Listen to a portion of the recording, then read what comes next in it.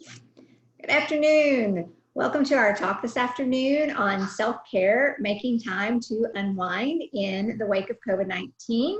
My name is Cassandra Crawford Ciglar, and I am one of the career coaches from the Center for Career Development and Professional Engagement.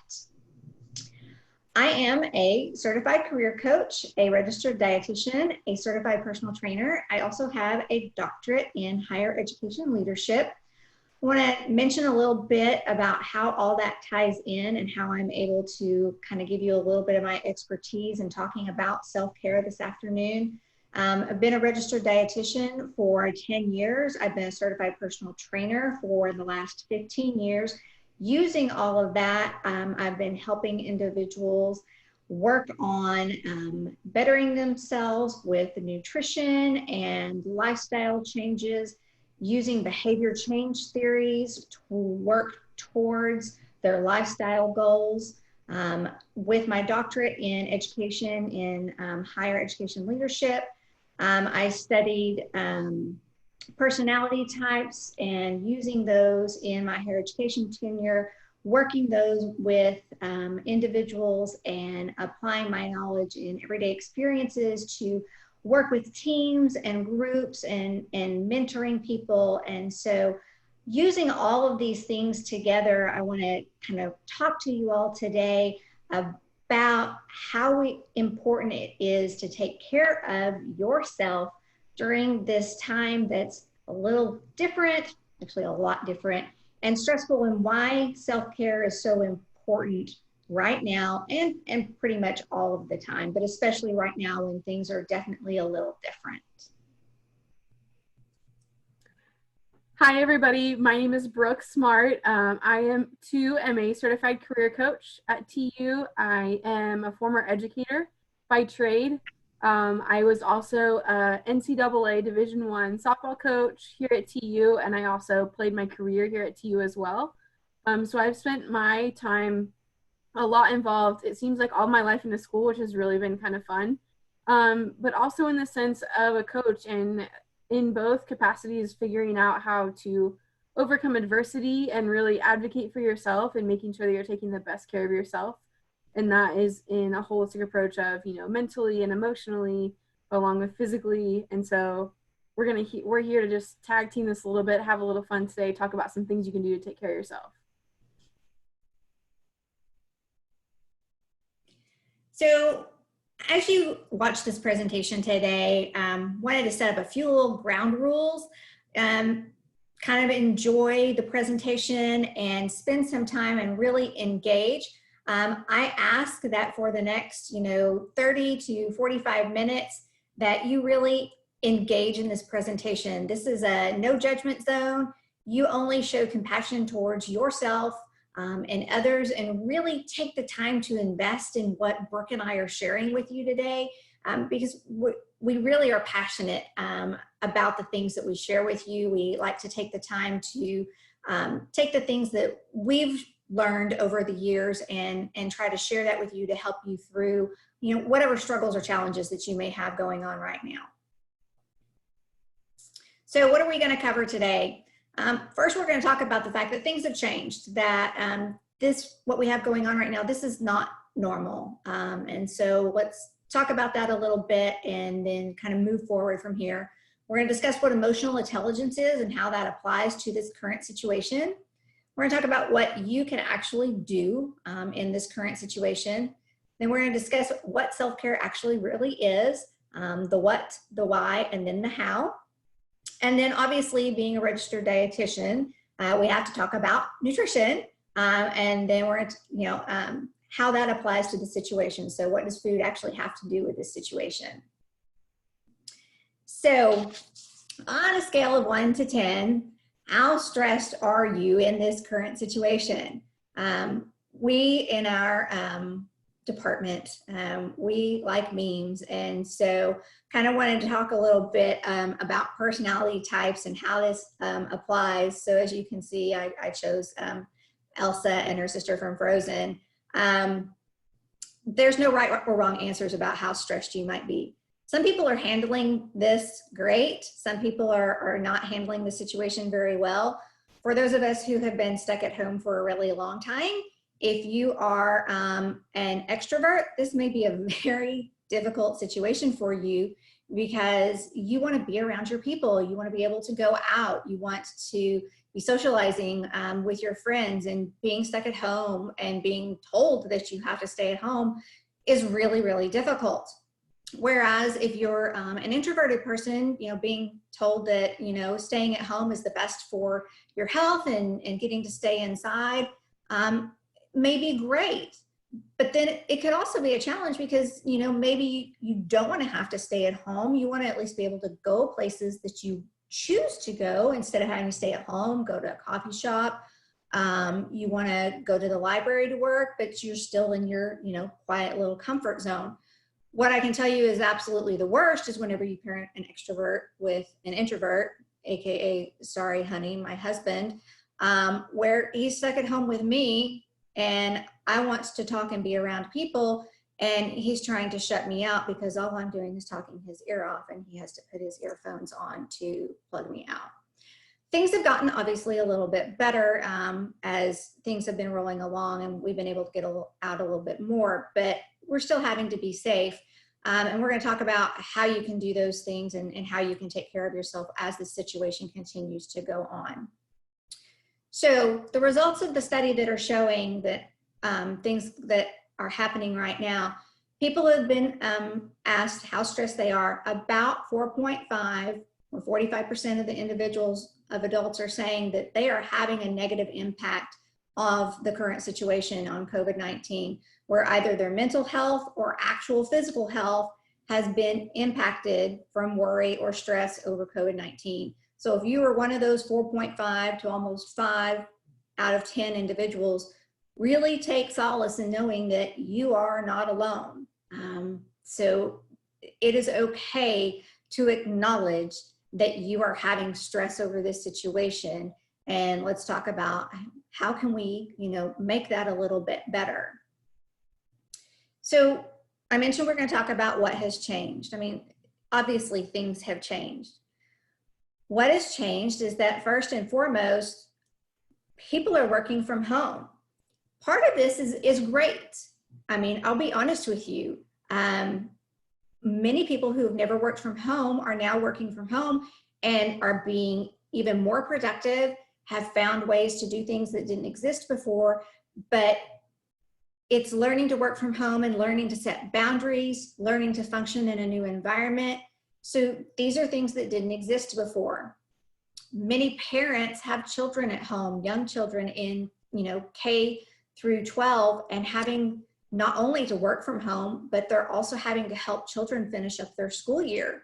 So having to balance that, I'm on a Zoom call with my boss, and I'm also having to help my child meet with their teacher for music and PE and finish up their geography lesson all at the same time. Other individuals, unfortunately, were laid off. So we've got loss of employment, layoffs, furloughs, and all of this has caused a massive increase in unemployment. Social distancing. I think we've all heard this word until we're pretty much blue in the face.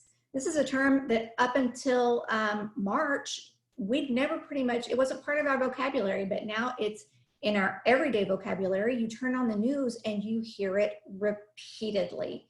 So it's changed how we interact as a society, and it's probably going to change how we interact as a society moving forward.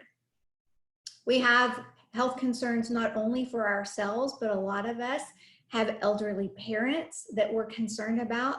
They haven't been able to get out of their homes. And so not only are you taking care of yourself, possibly children, maybe neighbors, but you're taking care of your elderly parents. So that's just another thing that has changed since this has started. And then supply and demand. There's been a breakdown of basic supplies in the supply chain, whether it's been cleaning products or the toilet paper scare or even produce and meat. There's just been this breakdown, and all of these things are not the normal for our society. So what are we going to do about this? why are we going to, or how are we going to handle these things, and what do we need to do to acknowledge it? So we have to talk about what emotional intelligence is. And before I go on, I want to backtrack just a smidge and let you know, as a registered dietitian and as a personal trainer, I do study behavior change and use those to help individuals make a lifestyle change.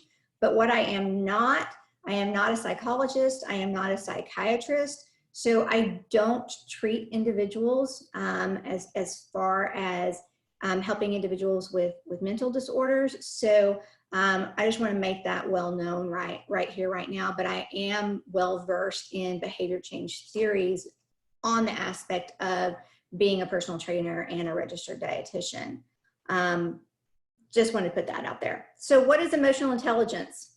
Emotional intelligence is someone's ability to identify and manage one's own emotions. Pretty straightforward and simple. It's also being able to acknowledge the emotions of others. But as far as we're talking about self-care, you want to talk about being able to acknowledge your own emotions. And again, when you look at this picture, you look at the person sitting in the room and they're saying everything's fine. The room's on fire all around them. Everything's not fine. That pretty much sums up this whole situation. If you are dealing with all the stresses around you and you're really not acknowledging it, everything's not fine. You've got to find a way to cope with all the stresses that are going on around you. So how do you do those things? First and foremost, emotional intelligence is acknowledging your feelings. You are entitled to every single feeling that you're having. It's so important to say, I'm having these feelings, and next, it is okay. Again, what I said at the very beginning is this is a zero judgment zone. No one gets to judge you for the feelings that you have because they're not having them, you are. So it's okay to have those feelings. The next thing though is then to pinpoint it. You've got to get to know yourself and have personal reflection as to understanding both yourself and why you're having them and where these feelings are genuinely coming from. Once you do that, then this is the most important part. You get to do something about it. If it's something that you can control, then you get to do something about it. I have so many students who come to me and they're stressing about so many things in life. They worry about this, they worry about that.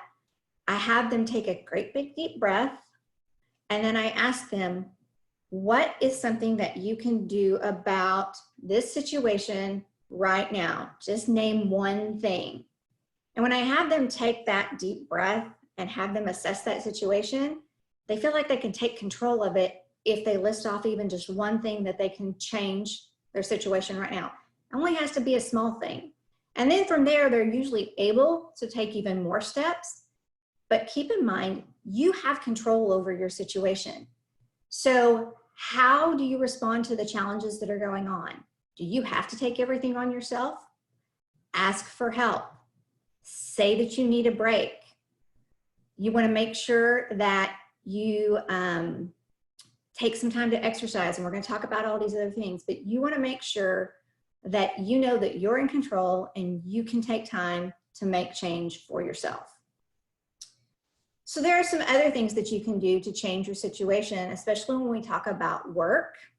I like to call it the demand and control and support model. It's listed out there, especially in the psychology world.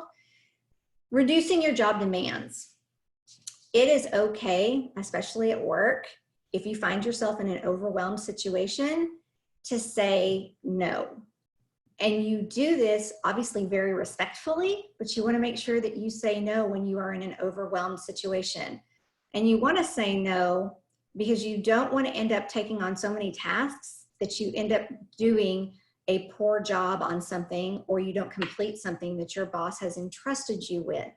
So make sure you communicate effectively during this time where things are a little overwhelming, where things are a little different, and you make sure that you don't take on things that you can't handle.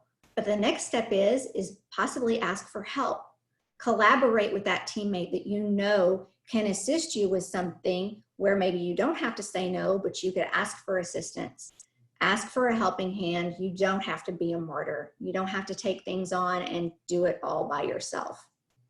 And the other thing that is also helpful is when bosses give you that opportunity to fly, they give you more freedom, and they trust you to do your job. So these are all things that can help change your situation whenever you feel that you're trusted and are able to do your job without having somebody really just not trusting you as well. So we've gone through all those things. These are the things that are going on right now. So what is self-care? What do we do and what is it? So self-care is intentional. And that is a word that is like near and dear to my heart. It is one of the words that I actually have on a print in my office that I absolutely love. Intentional, it's intentional care of one's both mental, physical, and emotional health throughout everyday practices and activities. And self-care is a choice. You have to choose to engage in it every single day. Now, do you have to do it every day? No, because again, it's a choice and it's intentional. But the more that you choose to do it, the better off you're going to be and the more you're going to be able to give of yourself to others. So why is self-care so important and how is it going to help you manage your stress? Well, stress affects you in multiple different ways. Stress affects you physically, it affects you emotionally, it affects your behavior, how you act towards others. And so let's just very briefly go over these things, how it affects you. So physically, if you are stressed, you could have stomach aches, headaches, changes in appetites, and that could be you could eat more or you could eat less. It could give you muscle tension, you know, those knots in your shoulders that you can't ever get away, or you could get a really big headache from the tension in your shoulders, or you could get easily startled. So if you manage that stress, those physical anxieties could go away, which will help reduce your signs and symptoms and your chances of having cardiovascular disease or high blood pressure or risks of heart attack or stroke. So stress is definitely something you want to manage so it reduces those risks of those things happening to you. Emotional signs can give you anxiety, depression, guilt or anger. It can also kind of make you less empathetic. You really just don't care about things anymore. It can make you overwhelmed or sad. So when we manage our stress and we take care of ourselves, it makes you feel better about yourself. It makes you feel good, which then impacts how you feel about others. Behavior changes definitely impacts your energy. You're not nearly as energetic as whenever you have less stress in your life. Increases your chance of substance abuse, increases trouble sleeping, can possibly cause chances of crying, excessive worrying. Sometimes people go into isolation and don't want to interact with others, and it can even cause difficulty communicating. So again, this goes back to the same thing, that whenever you manage that stress, your behaviors improve, which then reflects on how you are going to interact with other individuals. So when you care for yourself, ultimately you're going to care for others as well.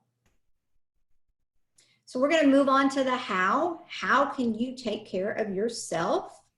And I'm going to turn this over to Brooke so that she can give you some amazing tips on how to take care of yourself. All right. So really when we're focusing on the how, we're really talking about what is the evidence-based tips for managing your stress. And so really, I'm going to try to give you some hands-on things, some things that I've learned through kind of my, let's say, a jump into personal development and things like that, but some things that have really stuck for me and proven to be successful for obviously more people than myself, but just some things that have really helped. So And we start by taking care of your body. And so obviously Cassandra talked about proper nutrition and ample sleep, your hydration, regular exercise. It can all help your body to adapt to the stress and reduce the toll of your emotions like anxiety and depression. And so I'm a big believer in moving your body 30 minutes a day. And that doesn't necessarily mean that you have to be doing an intense workout, but it could be a walk. I mean, you walk your dog for 30 minutes or you go for a walk with some of your buddies, obviously 6 feet apart, right? Be smart about this. But then also for you to think about, what are you putting in your body? Is what you are intaking, is that fueling your body, or does that serve you? Sleep is a big part. I mean, I am a proponent. I'll own it. I am the grandma of my friends, and I like to go to bed early, and doesn't bother me to wake up early. And on days off, I wake up even earlier because it's why waste the time when you have a day off. So things like that. Hydration, I feel like we should all have a goal of, excuse me, drinking somewhere around half your body weight in ounces of water. So if you can achieve that, you should be feeling pretty good. You'll obviously feel very hydrated, which is a good thing. That's a good state for your body to be in. It helps to level out some of those. A lot of us, can speak for myself, I like to eat when I'm stressed. And so if I focus on drinking water, then I'm full. I don't tend to grab as many snacks. So it helps kind of level out some of those responses. Yes, that is what taking care of your body, that's a big piece of it. Compassion. So compassion allows you to relate and connect with other people. This is a big piece of it right now. You have to be able to figure out how to connect.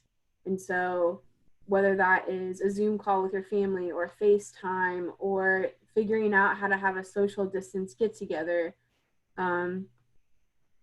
any of that is important. Reminding yourself that you have that human connection that's really going to keep you just focused on what you have and what is in your control. So a lot of it is just reminding yourself that if you are stressed, someone that you come in to interact with is probably also stressed because of everything that's going on right now. And so having some compassion, giving grace as much as you can, hopefully that comes back around to you. It's going to make a big difference. And then that last piece is that gratitude, being thankful and showing appreciation to someone you care about. Take time to pay it forward. And it sounds like it could be so cheesy to pay it forward, but it's the little things that make a big difference right now. Whether that is putting your shopping cart back at the grocery store, because the people at the grocery store are working ridiculous hours to try to keep things clean and sanitary for everyone that's trying to get in and get groceries. It could also be, for me, gratitude looks like every morning I write down 5 things that I'm grateful for. And what that does for me is it puts me in a mindset that that whole day, then you find yourself looking for things to write down for the next day. And so it really helps you change your mindset. You're looking for the good things all day long versus being upset about maybe things that happened or, things that are out of your control. And this gives you an opportunity to really just target those good things that are going on around you. And some days it could be as simple as you had your favorite cup of coffee this morning and you got your drink out of your favorite coffee mug. Or, you know what? It rained last night and I have 3 little dogs and they are all somewhat of a diva form. And you know what? No one left me any presents on the back deck. So things like that. It's the little things that you can be grateful for. It doesn't have to be big things. You can be grateful that you have a roof over your head. You can be grateful for the fact that you have a job, or you can be grateful for the fact that you have a family that can take care of you, whatever that looks like. There's nothing too big or too small to be grateful for. And each day, I promise you, the more that you start looking for it, the more opportunities you have to really feel like you have things that are for you. So, all right, next. Okay, laughter. So this is probably a big one for me. I live and try to eat and breathe on the side of airing and humor. So according to Patch Adams, good health is a laughing matter. Might be one of my all-time favorite movies, but definitely one of my all-time favorite people. But I agree, like, you cannot take it too seriously right now. There is so much that is out of our control. So find humor in it. If that makes light of something for a few moments, those are a few moments that at least your heart was happy. Hopefully you find a couple moments where you can laugh hard enough, you get like a free ab workout out of it. I know that happens for me sometimes. So little things you can gain from all of it. Breathe. The importance of full breaths allows you to connect with your thinking part of your brain instead of reacting to a stressful situation. I think this is a big thing. It also is an opportunity for you to kind of reframe your thoughts as well. So I know a lot of us tend to have kind of a knee-jerk reaction to things. So if you can really channel yourself to take a step back, take a deep breath, and then really refocus that, and maybe ask yourself the question of, how did this happen for me? Instead of something happened to you, how did it happen for you? It really gives you a chance to kind of reframe that and change your mindset, and a simple thing is taking a breath. Next, to unplug. I feel like all of us are glued to our screens right now because that's the way we can make a connection, but it is important to kind of remove yourself from that situation. So just take a break from the negative news and technology. Do not let technology control you. Use technology for your benefit. So, if there are things that you enjoy, if you love watching movies, awesome. Take advantage. Enjoy this time where maybe this is the time where you get to see a couple of the movies you haven't gotten to see yet. Or, if it's playing video games with your family, whatever that looks like. But also give yourself a chance to just step away from things. I am grateful that I have a backyard that backs up to a creek in the middle of Tulsa, and man, it makes it feel like you have a sanctuary, like a home away from home almost. And so it really gives me a chance to kind of step outside and unplug. And on the days where it's nice and sunny outside, I can get some sun. And that has really helped for me to just kind of get myself into a space where I had a chance to, again, unplug, take a deep breath, get a giggle out of my little dogs because they do some silly stuff sometimes. But those things have really helped. And so if you kind of take those into, it helps you in an opportunity to restore your system. So take time for you, do something that you enjoy. And this could be anything and everything. If you like to color, man, take it back to those coloring days. If you like to paint, do it. If you like to go for a bike ride, if you like to be outside, if you like to go hammocking, do it. Whatever it is that makes your heart happy, do it. Obviously, minding the fact that we have to be somewhat cognizant of how close you are to people and things like that.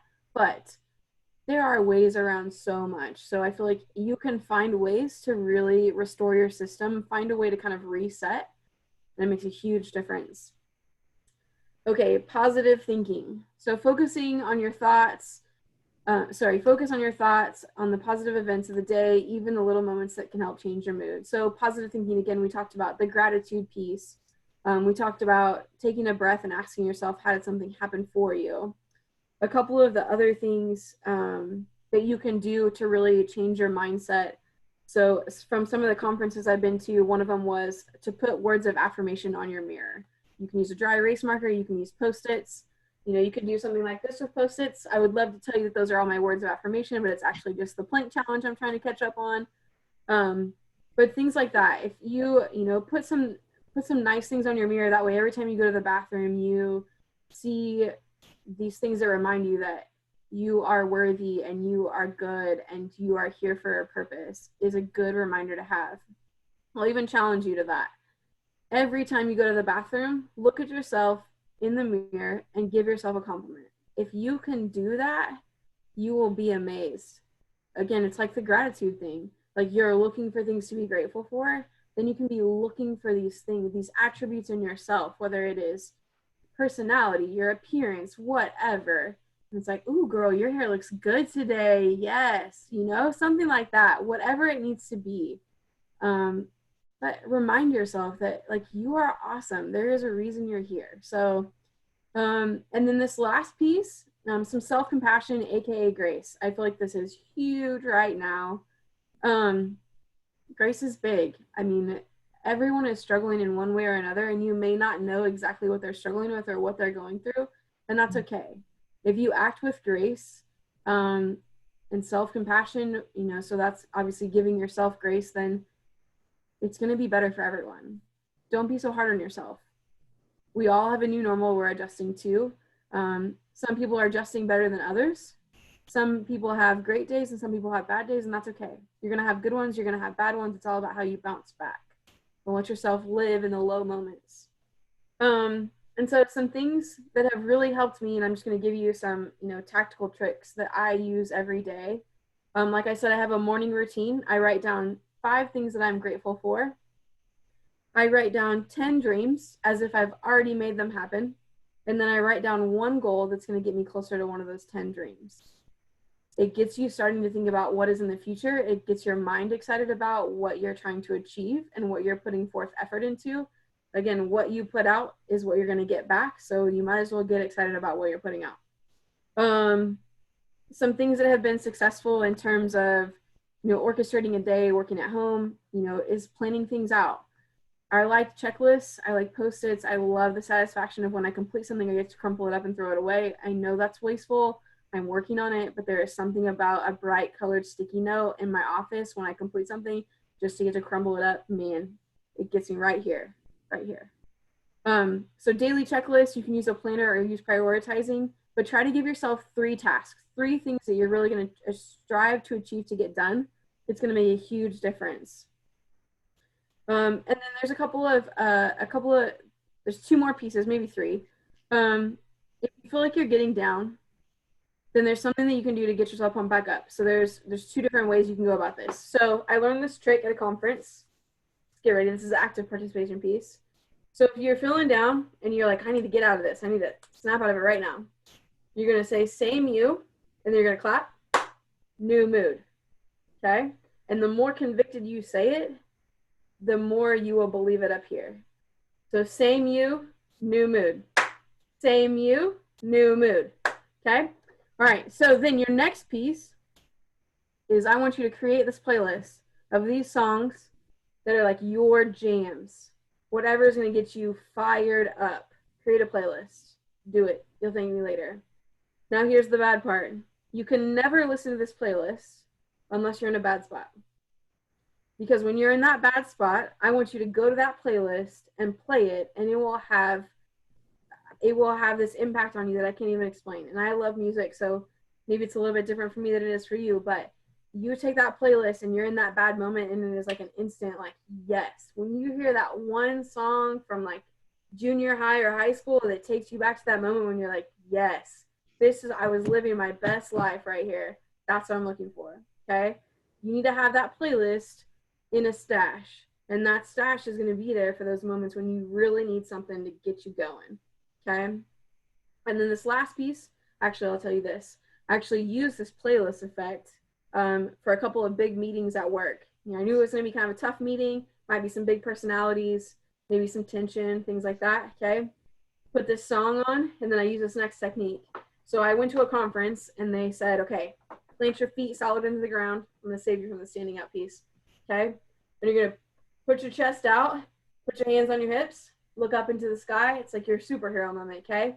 And you just kind of live in this stance. So then imagine the power you get from that stance, the music that brings all the nostalgia just back to this like fearless moment in your life, when we all know that when we were in junior high and high school, everyone was, like undeniably not human, and you could do anything you wanted to do, right? Okay. So anyways, in that moment, right, you're in your superhero position, you've got your jam playing, and you feel good, you feel strong. If you take that into that meeting, you'd be amazed at what you get out of it. Bringing that person, that confident person into something is going to make a huge difference in how you handle things. So those are just some of the things that I use. If you find yourself getting stressed, one of the apps that I really like to use is the Calm app. I know it costs a little bit of money. If you can figure out how to tell them that you are an educator, then there are some ways that you can get around it. Like, for instance, I was teaching and I got a classroom subscription. So now I can still use that in a classroom setting now. Yeah. Okay. Next. All right. So we are here. We are your encouragements. Okay. You can do it. You've got this. It is not going to beat us. It's not going to stop us. We are going to find ways, because it's what we do. We're all about overcoming. And this is your chance to overcome. It's also your chance to focus on you for a moment. A lot of us get busy. We put everything else in front of ourselves. And this is your chance to make yourself a priority when you have nothing else to do but stay at home. Take advantage. All right. Next up, we're going to talk about nutrition. And this is C's area of forte. But first, I have to ask you this question. What's food got to do with it? Oh, thank you, Brooke, very, very much. What does food have to do with this? I'll be honest with you, having been in nutrition for the last 10 years and having been in exercise, been a personal trainer for over 15 years, food and nutrition have a lot to do with stress and helping you feel better. I like the fact that Brooke even mentioned giving someone 3 tasks. That is actually something that is part of behavior change theories and helping someone move forward with goals. It's goal management, and we usually focus on doing 3 realistic things. So that's all part of self-care and trying to do things that are manageable and timely, and we want to make sure that we're successful in whatever it is that we're trying to do. But as far as nutrition goes, I'll be honest with you, I'm someone who, when it comes to nutrition, I'm super realistic.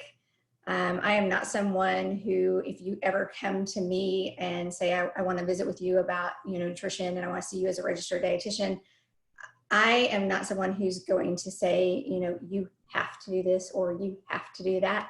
I believe in everything in moderation, including moderation. So I believe in eating whole foods and real foods, but I also believe that in everyone's diet is room for whatever it is that you love. So obviously you see right there, stressed is desserts spelled backwards. As you see, my shirt is stressed is desserts spelled backwards. So I believe in dessert. I believe in having what you love. And if you ask any of my coworkers, Brooke will nod right there with you, that I have chocolate in my office. Obviously I'm not in my office at work, but I have chocolate every single day. There's room for whatever you love in your diet. You just have to make sure that you're feeding yourself the other things that you need to manage with stress. So let's talk about what those things are, along with whatever it is that you love, because you got to keep yourself happy during these difficult, challenging times. So first of all, what does stress do to the human body? How does it impact you? So stress impacts this hormone called cortisol. And unfortunately, it's kind of this nasty little thing where cortisol increases human appetite. And when our body gets stuck in a stress mode, that cortisol can get stuck on, like kind of like a light switch that won't turn off. And so over an extended period of time, our cortisol's levels will remain elevated, which then can cause us to have an increased appetite over an extended period of time, which is why individuals who are stressed tend to overeat, eat more, and have that increased weight gain. That's kind of the physiology of how that works and why it's so important to have reduced stress and to decrease that. It impacts our food choices. Stress does. We tend to crave things that are higher in fat, higher in sugar, and higher in sodium. What that does is it inhibits part of our brain that produces stress and related emotions. So that's a negative impact as well. And then other things that happen is we tend to increase our caffeine intake, which then elevates our blood pressure. It can increase anxiety, and it can interfere with sleep. So all of the things that we want when we're stressed tend to have a negative impact on the body. So what do we do? How do we fix that? Again, I'm not saying to take these things away. I am saying, how do we go about fixing this so that we don't find ourselves in some kind of negative cycle that we can't break. So first and foremost, when we're stressed, the most important thing to do is get in a habit of eating regularly. And why that's so important is your brain functions on glucose. And so you got to feed your brain so that you are thinking clearly and functioning well all day long. So if you keep your blood glucose levels stable all day long, your work performance is going to be better, rather than just saying, oh, I'm going to have coffee in the morning and I'm going to skip breakfast and lunch and then I'm going to eat this great big huge dinner. Well, then all you've done is you've made it where your body's going to have to metabolize this great big dinner in the evening, where then you're going to sleep and your body metabolism is actually going to be slowing down because you're going to sleep. So you really want to be not depriving your body in the morning, because then it's having to rely on its stores to try to produce energy. You want to keep your blood levels glucose and you want to feed it small intervals throughout the day. So healthy fats, what are those? You want to have some omega-3 fatty acids. That helps with your brain function also throughout the day. And if we have deficiencies of omega-3 fatty acids, those can actually are related to anxiety and depression. So some omega-3 fatty acids are walnuts, flax seeds, fish oils, and obviously avocados, which, you know, big craze right now. That's that avocado toast that everybody sees on every, you know, menu that's out there in the world. So have your avocado toast if that's your thing. And then eat your veggies, eat your fruits and veggies. I like my little rainbow there. And I know a lot of people don't like their fruits and vegetables, but there's got to be a way that you will like to eat at least one thing, unless of course you're my nephew who only eats meats and potatoes, but somehow he managed to end up being 6'2" anyway. Don't ask me how that happened. So eat your veggies. Vitamins A, C, and E, copper and zinc, they all come from different fruits and vegetables. They help neutralize free radicals that are produced in your body that come from stress. So if you're getting plenty of those vitamins and those minerals, they're going to come in and attack things that cause free radicals in your body that come whenever you have stress. So free radicals harm your body. They cause damage to your cells. You don't want that going on. So we want to make sure that we're eating fruits and vegetables that are going to prevent that from harming cells in your body. And then finally, vitamin D. Vitamin D is super essential. It does a whole lot of good things in your body. It can help regulate your mood and ward off depression. It's also associated with helping decrease risk of heart disease. And one study actually showed that it could help with weight loss as well. It's also related in helping disease prevention and immunity.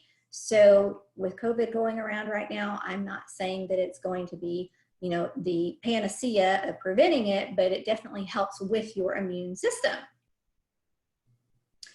So what I will say again is that self-care means giving the world the best of you instead of what